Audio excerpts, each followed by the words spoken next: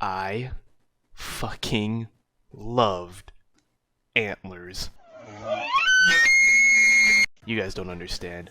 I have been hyped about this movie for so long. Ever since this trailer came out in 2019, god damn, it's been 2 years, I have been waiting in anticipation ever since, and boy oh boy was this movie worth it. This is going to be a much shorter video, because usually when I like something, it's a lot harder for me to explain why I like it compared to when I hate something. And this movie was just perfect. Almost.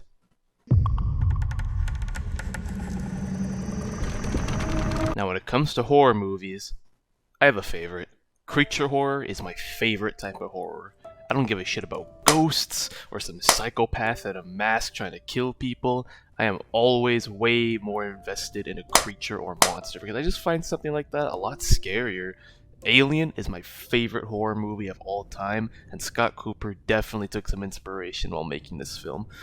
Please make more horror movies based on mythical creatures, thank you! This movie clearly takes inspiration from Alien in many different ways, specifically in how it creates tension. Jump scares are by far the worst way to scare the audience. It is lazy, and it is definitely overused in modern day horror movies, which is probably why I avoid a lot of the paranormal shit. Throwing some scary looking figure at the camera while a loud music cue plays is just annoying in my opinion. It ruins the tension of the scene, and instead of making you dread the actual thing it's trying to make you scared of, you're more dreading the jump scare itself, which defeats the entire purpose. This movie doesn't do that though. There's only two, count 'em, two legitimate jump scares in the entire movie, and that's fine by me. The actual scary set pieces are played out as normal scenes, but it's way more effective. The scenes are completely silent as we watch a character roam around their environment, and when the creature comes out, in this case the Wendigo, it just attacks without being an annoyance to the audience. There's something way more frightening when you actually get to see the scene play out. It forces you to actually focus on what's taking place instead of nervously looking away because you know an obnoxious jump scare is about to take place. Seeing the Wendigo in a normal frame is 10 times more frightening than lunging it at the camera while it shakes and a loud shriek follows. Speaking of the Wendigo, its design is a work of art. I appreciate the amount of time and effort it takes to make a movie monster look good, and the Wendigo is a freak of nature. The scene of the Wendigo transforming was so disturbing and grotesque in all the right ways. It's almost on the same level as the chestburster scene, like a car accident that you can't look away from. And the sound design? God damn was the sound design good in this movie. It uses the surrounding speakers in the theater around you so effectively, and I'm sure it would sound great too using headphones.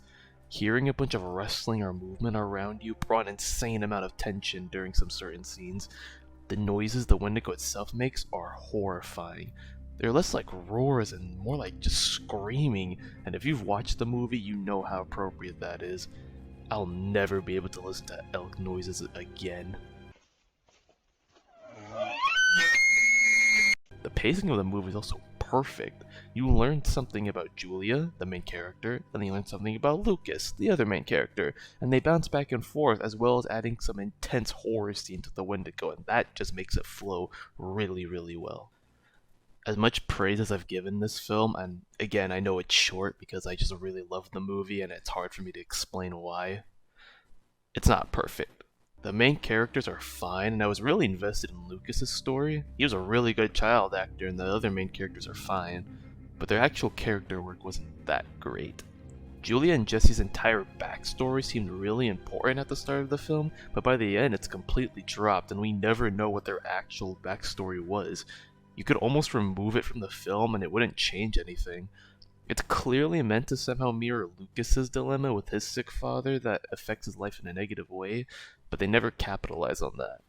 There's a weird subplot where Julia avoids alcohol for some reason, but we never know why she does that or the reason she needs to avoid it. Those seem like really simple things that needed to be in the film, but I'll get to that later.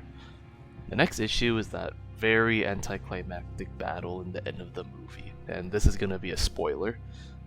It was way too easy to kill the Wendigo, and I know from an earlier scene that a character explains that it gets weaker the more it eats, but come on, you gotta make it more exciting than this. It's a climax, so you gotta make it, climactic. This freak of nature literally destroys everyone and everything in its path, but an elementary school teacher with a stick and a flare is enough to hold it back? I know main characters can't die unless it's on purpose, but you gotta make it convincing that they survive instead of just enchanting them with level 100 plot armor. This shit reminded me of Season 8 of Game of Thrones, and I never want to be reminded of that. I think the main reason for these issues is that the film's just not long enough. It kind of sneaks up on you just how quick the movie's going, and that very anticlimactic ending just proves that. There's also very clearly some missing scenes that needed to stay in the movie. Lucas and Julia were clearly meant to bond more over the movie, but they never really get that much screen time together. We were obviously meant to get Julia's backstory, but that was just straight up removed. And after looking back at the trailer, there's clearly some scenes that were either reshot or removed altogether. I think maybe Scott Cooper and the production team made some last minute changes when the film got pushed back by a year, and I really wish he didn't, because this movie was almost perfect. It was so close. I can only pray that they release an extended edition in the future. After pointing out all those flaws, despite those flaws being pretty major to the movie, I still love it. I don't give a shit. It's a really good horror movie, and while not my favorite, it's definitely up there now. It's a good horror movie that doesn't rely on the modern day tropes that make those ones look garbage. The directing is fantastic, the acting is great, the scenes are so suspenseful, and the monster design is beautiful. 9 out of 10, baby. I really want to see more.